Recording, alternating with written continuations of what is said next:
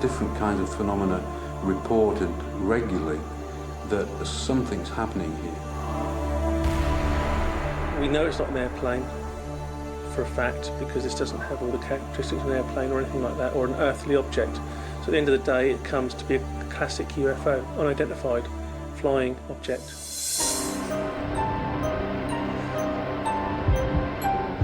These stories are some of the strangest experiences ever described in the UK. We can't tell if they're true, but they are all recounted by ordinary people. Now they are your witnesses.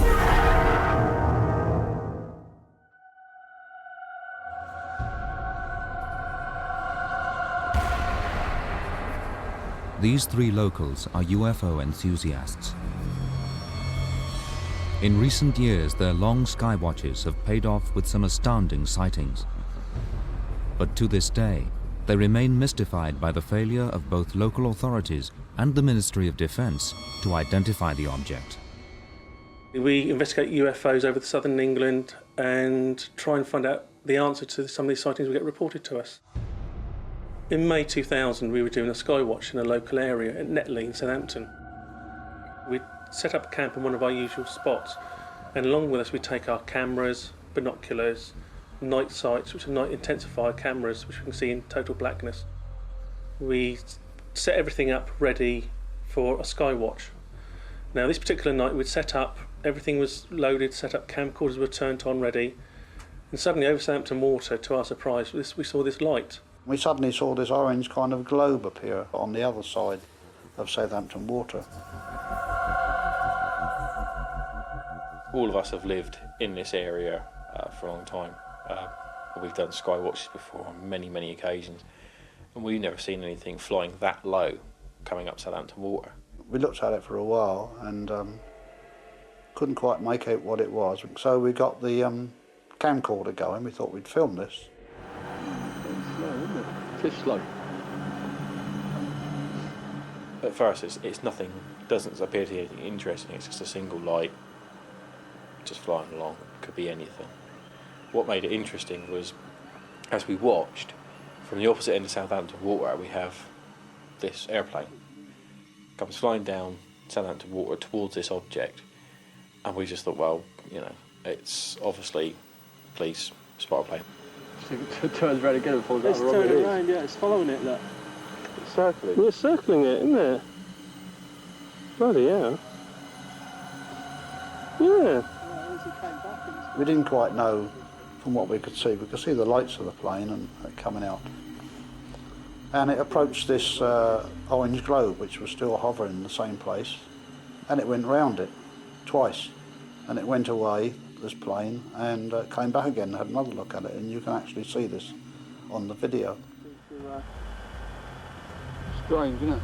There's no strobes in it, nothing. At one point it actually almost stops dead still, where it then turns right round. I was looking at it through binoculars at this point, and I can see what are like a row of about 5 sort of orange golden lights. So we're sort of thinking each other, well, you know, exactly what is this thing?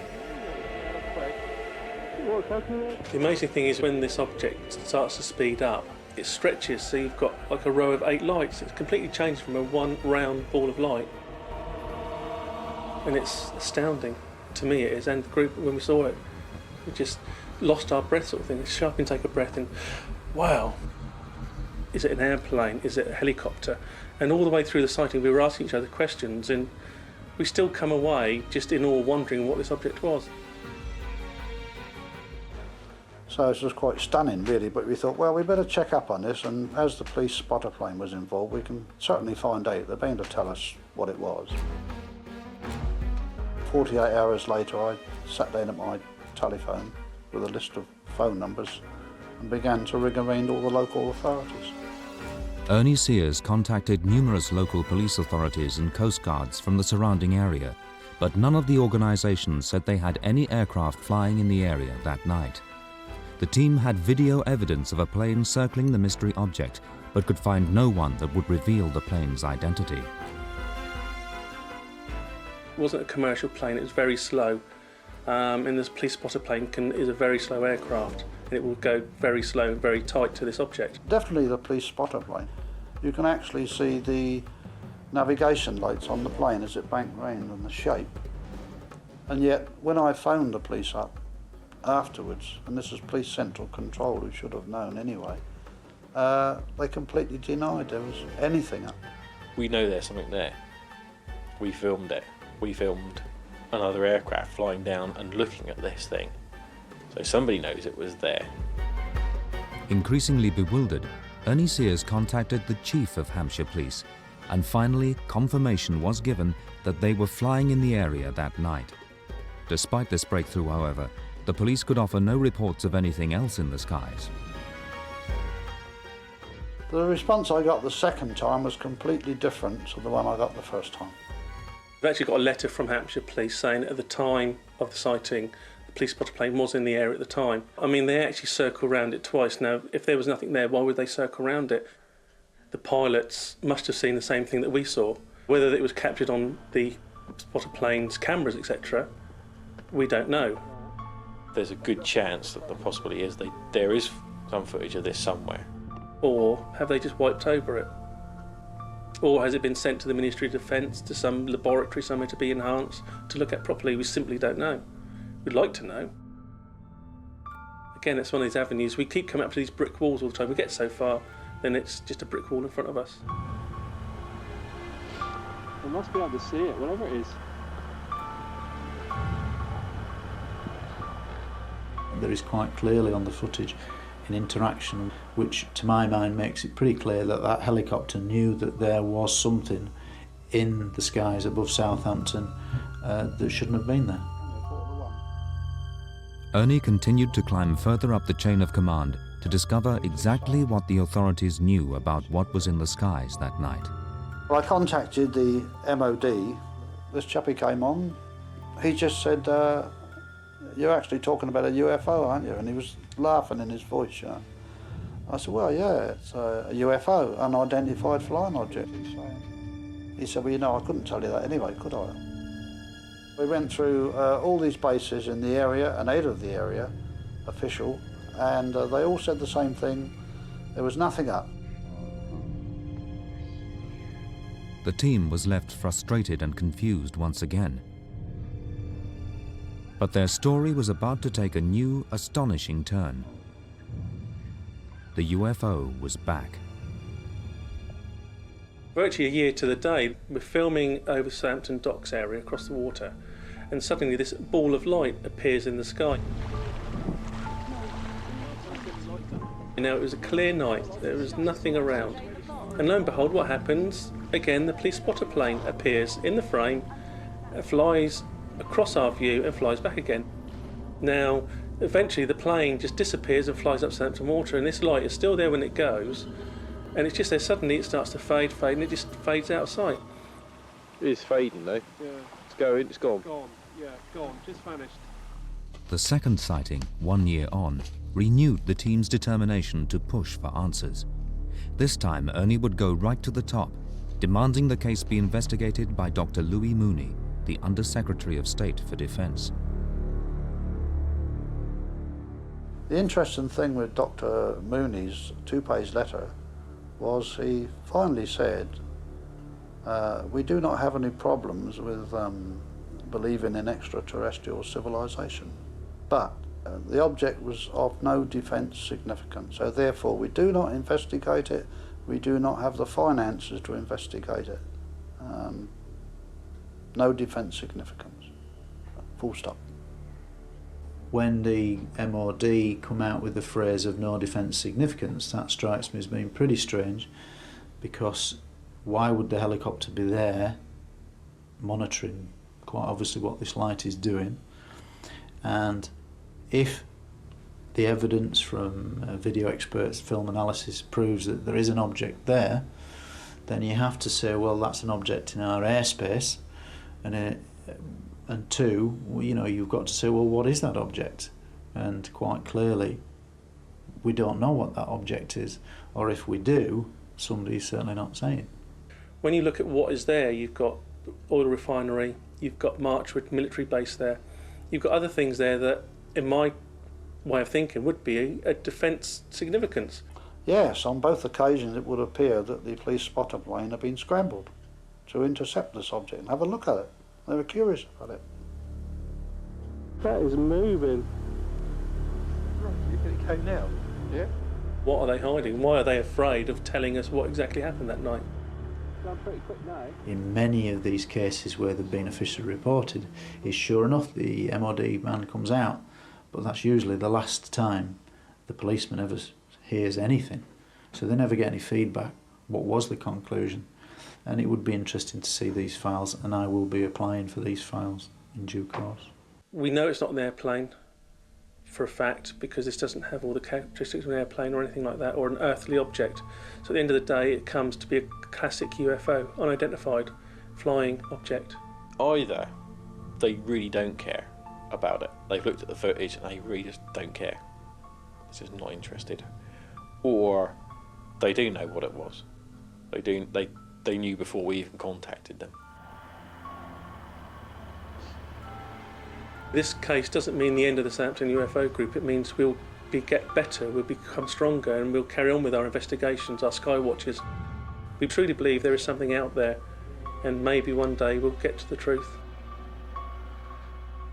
You might say this thing is bigger than all of us. They don't know what to do about it, they can't do anything about it, and they hope the enigma will go away and leave them alone. There remains no rational explanation of the craft's origins in either of the sightings. Despite the group's claim of a police spotter plane videoed circling the mystery object, none of the authorities contacted have admitted any reports of anything else flying in the area on those nights.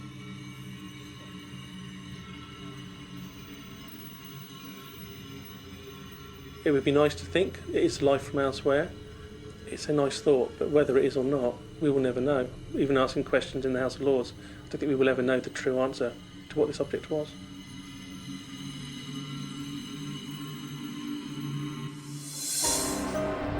All of a sudden, he did go very ashen, very pale, and he described a woman in a terracotta dress coming down the stairs. There's that many different kinds of phenomena reported regularly. Something's happening.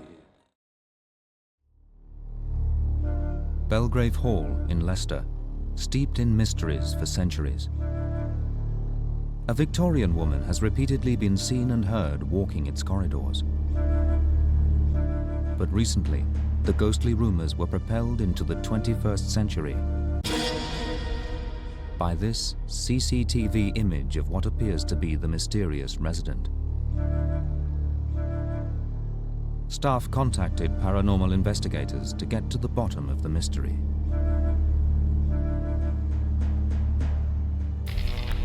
Our approach really is to recreate by natural means whatever the anomaly is. It happened just before Christmas '98, and we did our investigation in March '99.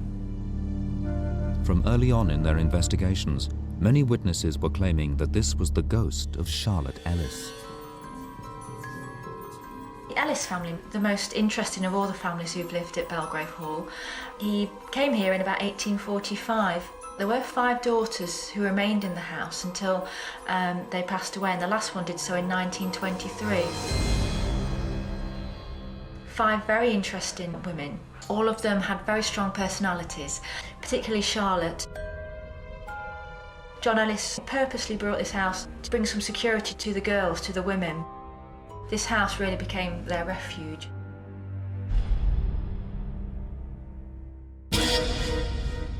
I've worked for the museums now for 16 years, and I've heard stories about the hall. One day, about 4 o'clock in the afternoon, I came into the hall and the 2 museum assistants were stood roughly where I'm stood now, and I could hear footsteps upstairs. I said, we have a visitor in, I really think one of you should be upstairs patrolling. And they both looked at me and said, no, we haven't. And I said, well, I can hear the footsteps. And they said, so can we. Which then encouraged me to go upstairs to see the visitor. And there was nobody there. They knew full well that there was nobody in the house. So maybe they're having a little bit of a game with me being the new groom and everything, to, you know, he'll learn that sometimes you hear footsteps here and there is nobody in the house. The paranormal team realized the CCTV image was just the beginning of a lengthy investigation. Belgrave Hall's ghostly activities were extensive. Because so many different people have had multiple witnesses to different events here. People have had different experiences, ranging from full colour apparition to cooking smells and other anomalous sounds. And the whole area around Belgrave, there appears to be something going on here. A few years ago, I believe it was November, a colleague and I were downstairs in the hall. We were talking, there was nobody in. And then we heard footsteps crossing the landing. So he looked at me and said, "I thought we were empty." I said, "Well, that makes two of us." I said, "I thought we were." So he said, "Tell you what we'll do, bolt the door." So we bolted the front and back doors. So nobody, you know, if somebody tried to get out, we'd hear the bolts going. We then both came up, looked under the beds, lifted the chests,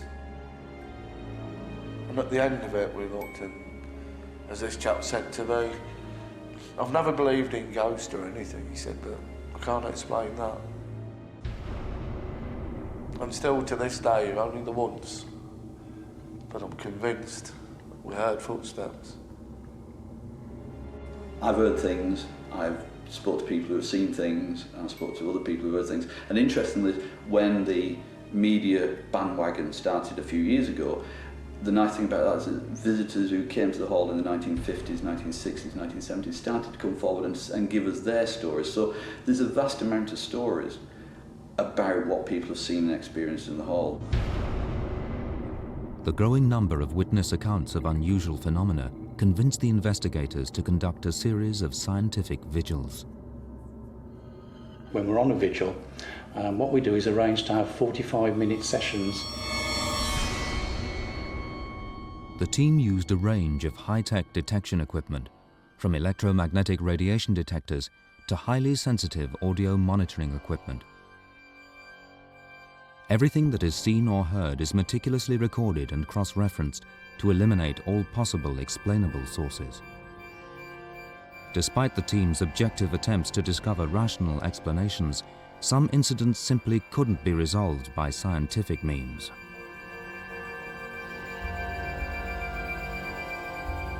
Well, on one of the vigils that we did here, a couple of our investigators heard a very loud sigh up on the first floor.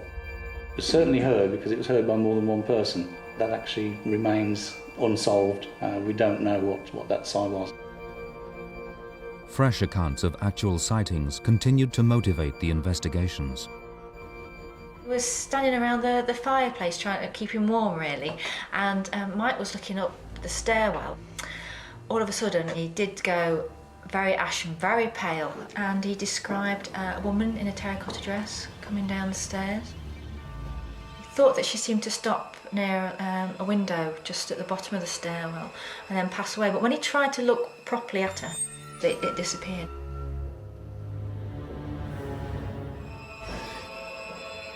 Some of the reported phenomena have been, of course, the lady in the terracotta-coloured dress coming down the stairs, looking through the window, then walking towards the scullery here. The sightings we've had of her, both sightings have put her in the same style of dress, which we can take it back to the 1870s, 1880s, when the Ellises lived in the house. Whether it's one of Ellis's daughters, John Ellis's daughters, I don't know. There is something in the house. It's very difficult to say who the person is in the terracotta dress, we have to say. Charlotte was muted as somebody who possibly could have been. And also it's recorded within the diaries that she really loved the gardens. The gardener at Belgrave Hall has himself claimed to have witnessed the apparition, but he is only one of the hall's many visitors with experiences they cannot explain. When he walked in, he was sitting in the mess room, and he said he was sitting there shaking, his hair was standing on him. But on the expression, it was like you've seen a ghost. He said, well, I have. I went in the music room, and there's something in there, and he said, I'm out. He said, I don't know what it is, but I sensed something in the music room. He said, I'm not running there.